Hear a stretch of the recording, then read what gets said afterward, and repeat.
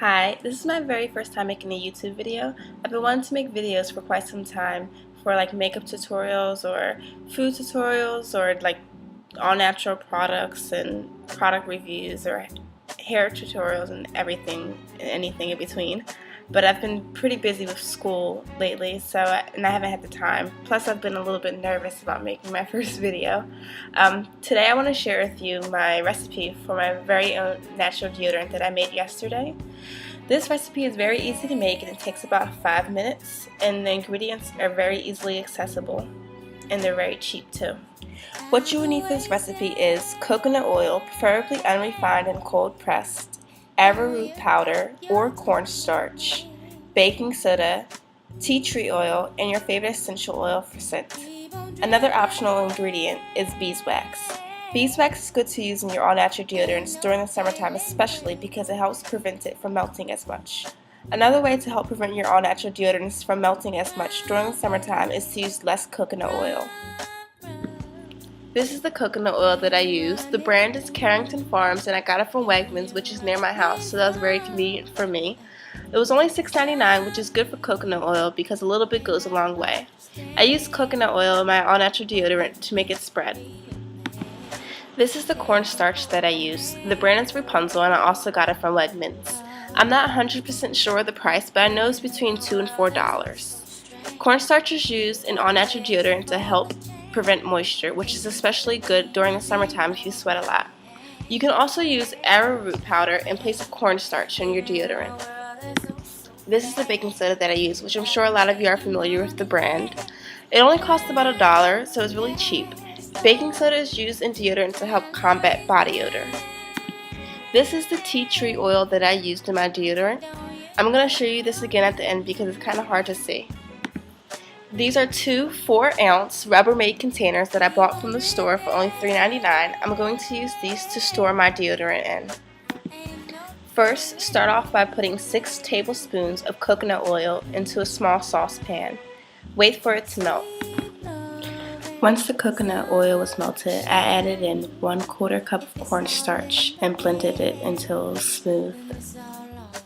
Next, I added in 1/4 cup of baking soda and mixed it in as well.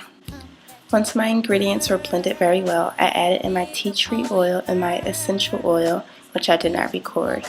Finally, once my mixture was done, I let it simmer for about 30 seconds and then I poured it into my 2 Rubbermaid containers and set them in the freezer overnight. So this is the tea tree oil that I used in my homemade deodorant. The brand is Aurora. It's organic, USDA certified, 100% pure organic tea tree oil. The source of this tea tree oil is from Australia and I got it from Wegmans for $8.99.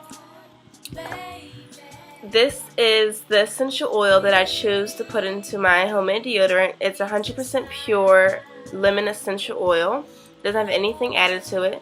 The brand is Noun and I got it from GNC about a year ago. Essential oils will last pretty long as you store them properly. I got this about a year ago and I still have about 3/4 of the bottle left here. I use lemon essential oil for almost every project that I make because I really love the smell of it. It has a nice, fresh, clean smell. When it comes to making your homemade deodorant, you only need about 5 to 7 drops of your tea tree oil. And then for your essential oil, whatever you choose to add, it really depends on how strong the scent of the oil is. I used a lot of this, I think maybe about 15 drops because I really love the smell of lemon, and it's not one of those oils that if you use too much is overwhelming. It's just, it has a nice fresh clean smell. So it all depends on what oil you use and how strong you want your deodorant to be. So when it comes to your essential oil, you can use as much or as little as you want. And this is my finished product of my homemade deodorant. There was actually 2 of them if you remember from the beginning of the video, but I only pulled one out of the freezer to show you guys.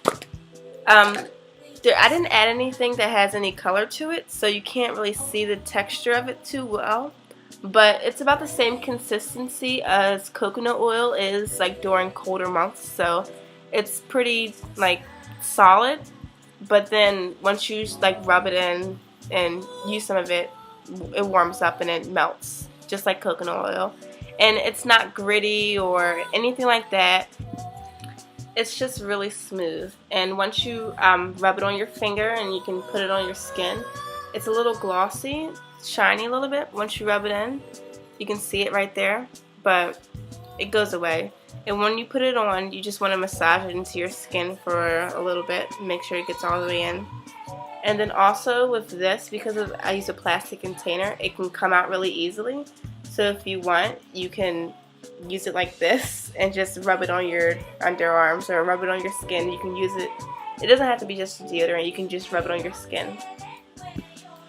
So that's it for my homemade deodorant tutorial. If you have any questions, you can leave them in the comments below. I will try to add anything else that I forgot, possibly in my description box.